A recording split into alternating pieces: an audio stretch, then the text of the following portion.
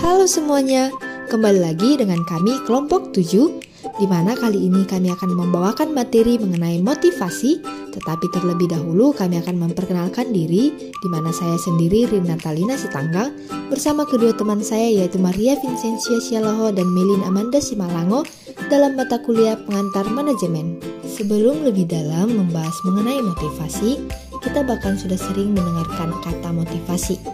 Banyak hal yang kita tahu tentang pengertian motivasi dari beberapa tokoh.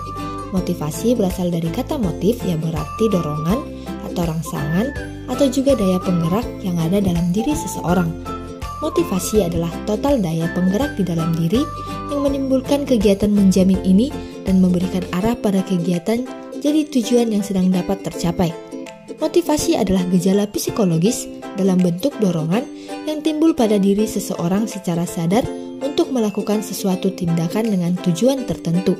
Motivasi juga bisa dalam bentuk usaha-usaha yang dapat menyebabkan seseorang atau kelompok orang tertentu tergerak melakukan sesuatu karena ingin mencapai tujuan yang perbaikannya atau pendapat kepuasan dengan perbuatannya. Motivasi juga dapat diartikan sebagai kekuatan atau energi seseorang yang dapat menimbulkan tingkat persistensi dan antusias dalam melaksanakan suatu kegiatan, baik yang sumber dari dalam diri individu atau itu sendiri, atau motivasi masuk insik, maupun dari luar individu atau motivasi ekstrinsik. Bisa kuat motivasi yang dimiliki individu akan banyak menentukan terhadap kualitas perilaku yang ditampilkan, baik dalam konteks belajar, bekerja, maupun dalam kehidupan lainnya. Kajian tentang motivasi telah lama memiliki daya tarik tersendiri bagi kelas pendidik, manajer, dan peneliti, terutama dengan kepentingan upaya penolong kinerja atau prestasi seseorang. Dalam gambar tersebut dapat kita lihat mengenai motivasi sebagai pendorong individu, di mana motivasi sebagai pendorong individu ini yaitu kebutuhan atau kesenjangan kebutuhan, yaitu selanjutnya pencarian jalan keluar bagi pemenuhi dan memuaskan kebutuhan, pilihan perilaku untuk memenuhi dan memuaskan kebutuhan, selanjutnya evaluasi atas pemuasan kebutuhan, serta yang terakhir adalah penentuan kebutuhan di masa yang akan datang dan pencarian bagi cara pemenuhannya. Pendekatan mengenai motivasi ada 3, yaitu pendekatan tradisional, pendekatan human relation atau hubungan manusiawi, dan pendekatan human research management. Yang pertama adalah pendekatan tradisional. Motivasi seseorang bekerja adalah untuk memperoleh gaji atau uang. Uang dapat menggerakkan pekerja yang pada prinsipnya pemalas. Yang kedua, pendekatan human relation atau hubungan manusiawi. Motivasi seseorang timbul dari keinginan untuk berinteraksi. Manajer harus membuat karyawan merasa berguna dan memberi keleluasaan kepada bawahan dalam mengerjakan tugas dan bersifat rutin. Yang ketiga, pendekatan human resource management. Manusia ingin mencapai tujuan yang telah ia tetapkan, kreatif, dan dapat mengarahkan diri sendiri. Manajer harus mengoptimalkan kontribusi karyawan dan mendorong partisipasinya. Dalam gambar ini juga sudah tertera mengenai 3 pendekatan dalam motivasi, yaitu pendekatan tradisional, pendekatan relasi manusia, dan pendekatan sumber daya manusia, di mana ketiga pendekatan ini memiliki asumsi yang berbeda, kebijakan yang dapat dilakukan juga berbeda, serta harapannya juga berbeda. Dapat kita baca dan juga dapat kita simak apa saja perbedaannya. Tidak lain mengenai tipe-tipe motivasi, di mana tipe-tipe motivasi ini terdapat 4, yaitu yang pertama adalah motivasi positif. Bekerjalah dengan baik, kalau nanti target keuntungan tercapai, Anda akan diberi bonus. Statement ini merupakan bentuk nyata dari inisiatif membangkitkan manusia untuk mencari keuntungan-keuntungan tertentu. Manusia bekerja di dalam organisasi jika dia merasakan bahwa setiap upaya yang dilakukannya akan memberikan keuntungan tertentu. Yang kedua adalah motivasi negatif.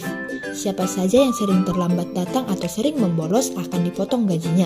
Dengan perilaku seperti itu, jangan berharap Anda akan dipromosikan. Ini merupakan contoh motivasi negatif. Motivasi negatif sering dikatakan sebagai motivasi yang bersumber dari rasa takut. Motivasi negatif yang berlebihan akan membuat organisasi tidak mampu mencapai tujuan. Personalia organisasi menjadi tidak kreatif, serba takut, dan serba terbatas gerakannya. Ketiga adalah motivasi dari dalam. Saya bekerja karena terpanggil untuk itu. Ada atau tidak ada pimpinan di tempat, Saya akan tetap bekerja sesuai dengan target dan tanggung jawab saya. Statement ini mencerminkan kuatnya motivasi dari dalam yang terkandung pada diri karyawan. Motivasi dari dalam timbul pada diri pekerja waktu dia menjalankan tugas-tugas atau pekerjaan dan bersumber dari dalam diri pekerja itu sendiri. Tipe yang terakhir adalah motivasi dari luar. Motivasi dari luar adalah motivasi yang muncul sebagai akibat adanya pengaruh yang ada di luar pekerjaan dan dari luar pekerja itu sendiri. Motivasi dari luar biasanya dikaitkan dengan imbalan. Kita juga sering mendengarkan bahwasannya motivasi juga berkaitan dengan kepemimpinan. Apa sebenarnya kaitan motivasi dan kepemimpinan tersebut?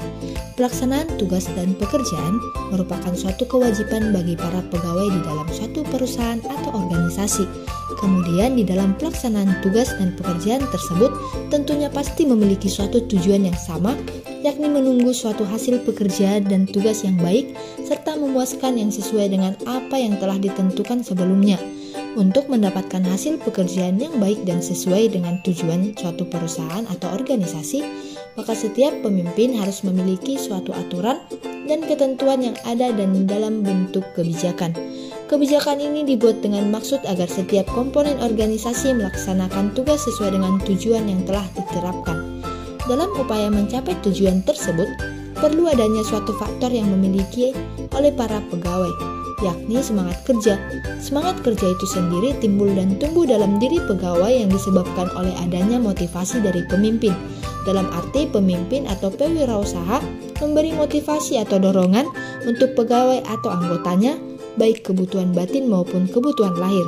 Oleh karena itu, mempersembahkan motivasi oleh pemimpin merupakan suatu kebijakan yang harus cepat agar tumbuh dan timbul semangat kerja dalam diri pegawai. Sebab keberhasilan pegawai sangat tergantung dari motivasi dan kebijakan yang diberikan oleh pimpinan. Selanjutnya, terdapat dua teori mengenai motivasi. Yang pertama adalah teori kepuasan, yang kedua adalah teori proses. Pengertian mengenai teori kepuasan ini adalah berhubungan dengan upaya mengidentifikasi apa yang terdapat di dalam diri seseorang atau lingkungan kerja yang mendorong dan mempertahankan perilaku. Sedangkan teori proses ini menjelaskan dan menggambarkan proses tentang bagaimana perilaku didorong, diarahkan, diperkayakan, dan akhirnya dihentikan. Kemudian, adapun faktor-faktor yang mempengaruhi motivasi. Motivasi merupakan proses psikologi dalam diri seseorang dan sangat dipengaruhi oleh berbagai faktor. Secara umum, faktor ini dapat muncul dari dalam diri atau intrinsik maupun dari luar diri atau ekstrinsik. Ardana dan kawan-kawan pada tahun 2008 mengemukakan faktor-faktor yang mempengaruhi motivasi antara lain. Pertama, karakteristik individu yang terdiri dari A. Minat, B. Sikap terhadap diri sendiri, pekerjaan dan situasi pekerjaan, C. Kebutuhan individual, D. Kemampuan atau kompensasi, E. Pengetahuan tentang pekerjaan, F. Emosi, suasana hati, perasaan, keyakinan, dan nilai-nilai. Yang kedua adalah faktor-faktor dari pekerjaan. Adapun faktor lingkungan pekerjaan ini, A. Gaji dan benefit yang diterima, B. Kebijakan-kebijakan perusahaan, C. Hubungan antar manusia, D. Kondisi pekerjaan seperti jam kerja, lingkungan fisik, dan sebagainya, E. Budaya organisasi.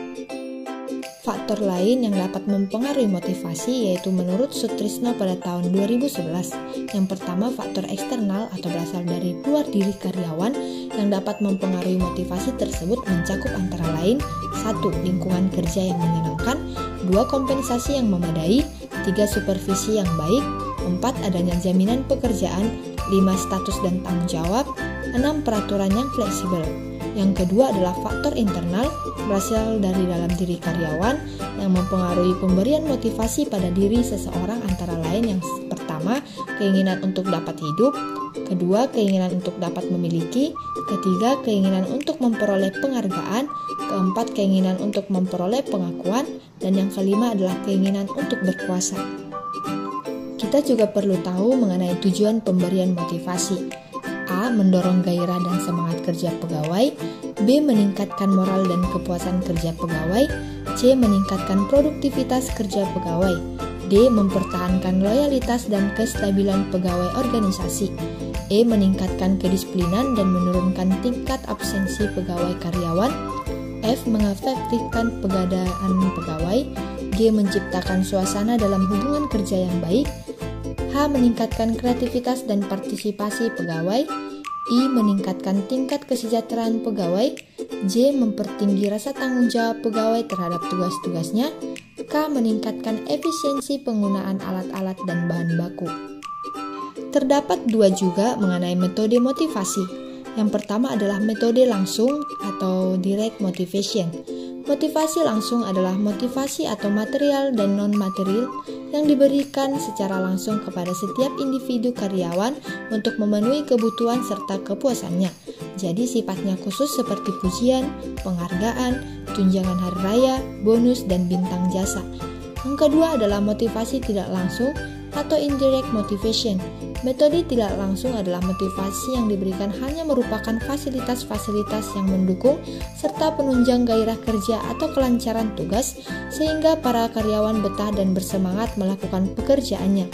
Motivasi tidak langsung besar pengaruhnya untuk merangsang semangat kerja karyawan sehingga produktif.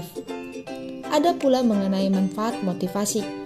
Perlu kita ketahui, adapun manfaat motivasi tersebut adalah motivasi sebagai pemberian daya penggerak yang menciptakan kegairahan kerja seseorang agar mereka mau bekerja sama, bekerja efektif dan terintegrasi dengan segala daya upaya untuk mencapai kepuasan, meningkatkan produktivitas kerja karyawan, mempertahankan kestabilan karyawan perusahaan, meningkatkan kedisiplinan karyawan, dan mengefektifkan pengadaan karyawan.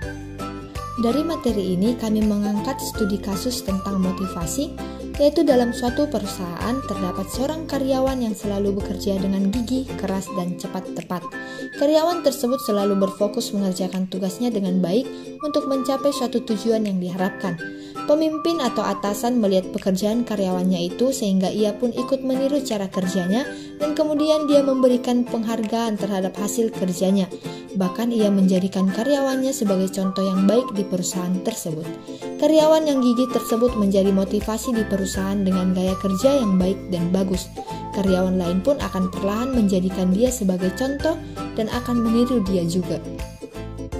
Demikianlah penjabaran kami mengenai motivasi, di mana motivasi tersebut sangat berperan penting dalam kehidupan kita dan mendorong kita untuk selalu bertanggung jawab dalam pekerjaan. Sekian dan terima kasih.